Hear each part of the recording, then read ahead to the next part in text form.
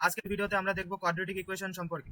Quadratic ইকুয়েশনের highest পাওয়ার কি হয়, আমার 2 হয়, এবং জেনারেল ফর্ম এর কি হয়, ax square plus bx plus c equal to কি 0, যেখানে x হলো একটা ভেরিয়েবল এবং a b c হলো আমার কনস্ট্যান্ট এবং a নট ইকুয়াল টু 0 হতে হবে।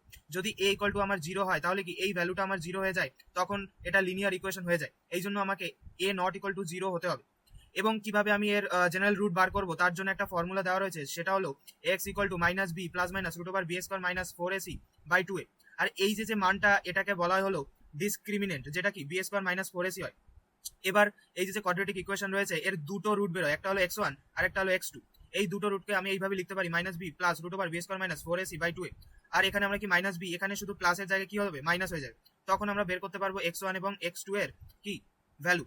তারপর আমরা দেখবো কি একটা এক্সাম্পলের থ্রু কিভাবে এই x1 এন্ড x2 বার করা যায়।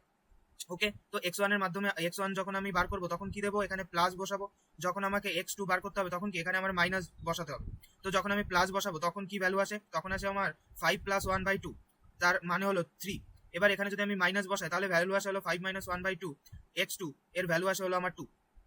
এবার আমাকে জানতে হবে যে প্রপার্টি অফ রুটের ব্যাপারে। এবার সাম অফ দ্য রুট, আমি যে দুটো রুট বার করলাম এই দুটোকে আমি যোগ করলে যে ভ্যালুটা আসে সেটা হলো minus B by A. B হলো কোফিশিয়েন্ট অফ এক্স আর এ হলো কোফিশিয়েন্ট অফ এক্স স্কোয়ার। এখানে তুমি দেখতে পাচ্ছ যে এক্স এর যে কোফিশিয়েন্ট সেটা হলো বি, এক্স স্কোয়ারের যে কোফিশিয়েন্ট সেটা কি আমার এ।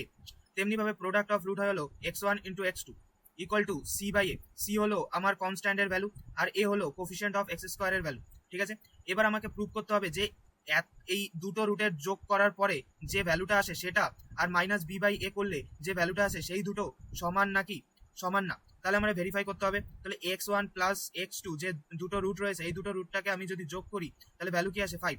এবার আমরা দেখবো হলো মাইনাস বি বাই এ এর ভ্যালু কত আসে। মাইনাস বি বাই এর ভ্যালু, বি এর জায়গায় আমি কি বসাবো, বি এর জায়গায় আমি -5 বসাবো। ঠিক আছে, অলরেডি মাইনাস রয়েছে এবং আমি আবার -5 বসালাম, তখন মাইনাসে মাইনাসে কি হয়ে যায়, প্লাস হয়ে যায়। আর নিচে আমার কি হয়, এ এর ভ্যালু কত 1, এখানে আমার কি 1 রয়েছে, 1 বসালাম, তো কি আসে আমার 5 রয়েছে। তো এখানে আমরা ভেরিফাই করে দিয়েছি যে দুটো রুট যোগ করলে যে ভ্যালুটা আসে এবং মাইনাস বি বাই এ করলেও সেম ভ্যালু আছে। তেমনি ভাবে আমি প্রোডাক্টের ক্ষেত্রেও বার করতে পারি।